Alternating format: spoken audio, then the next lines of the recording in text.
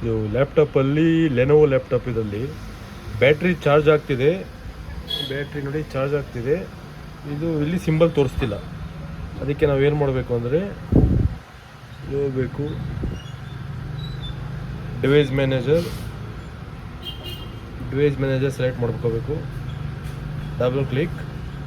ಆಮೇಲೆ ಇಲ್ಲಿ ಬ್ಯಾಟ್ರೀಸ್ ಇದೆಯಲ್ಲ, ಈ ಬ್ಯಾಟ್ರಿ ಇವಾಗ ಡಿವೈಸ್ ಮ್ಯಾನೇಜರ್ ಇದೆಯಲ್ಲ ಅಲ್ಲಿ ಬ್ಯಾಟ್ರಿ ಮೇಲೆ ಕ್ಲಿಕ್ ಮಾಡಬೇಕು. ಇವಾಗ ಅಲ್ಲಿ ಮೈಕ್ರೋಸಾಫ್ಟ್ AC ಅಡಾಪ್ಟರ್ ಅಂತಿದೆ, ಅದನ್ನ ಹೋಗಿ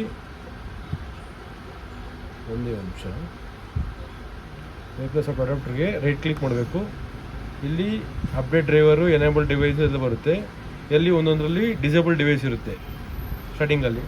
ಇವಾಗ ಡಿಸೇಬಲ್ ಅಂದರೆ ಇರಲ್ಲ. ಇವಾಗ ಎನೇಬಲ್ ಡಿವೈಸ್ ಮಾಡಬೇಕು. ನಾವು ಎನೇಬಲ್ ಡಿವೈಸ್ ಮಾಡಬೇಕು ಒಂದು. ಆಮೇಲೆ ಇದು ಬಂದಿಲ್ಲ. ಈಗ ಆಮೇಲೆ ಇನ್ನೊಂದು ಮೈಕ್ರೋಸಾಫ್ಟ್ SAP ಕಂಪ್ಲೀಟ್ ಕಂಟ್ರೋಲರ್, ಇದೊಂದು ಎನೇಬಲ್ ಡಿವೈಸ್ ಮಾಡಬೇಕು. ನೋಡಿ ಇಲ್ಲಿ ಶೋ ಆಯಿತು, ಚಾರ್ಜ್ ಆಗ್ತಿದೆ, ಬ್ಯಾಟ್ರಿ ಚಾರ್ಜ್ ಆಗ್ತಿದೆ. ಈಗ ಒಂದ್ಸತಿ ಸರ್ಚ್ ಕೊಟ್ಬಿಟ್ಟು ಚಾರ್ಜ್ ಆಗ್ತಾಯಿದೆ. ಪರ್ಸೆಂಟು ಈಗ ಶೋ ಮಾಡುತ್ತೆ,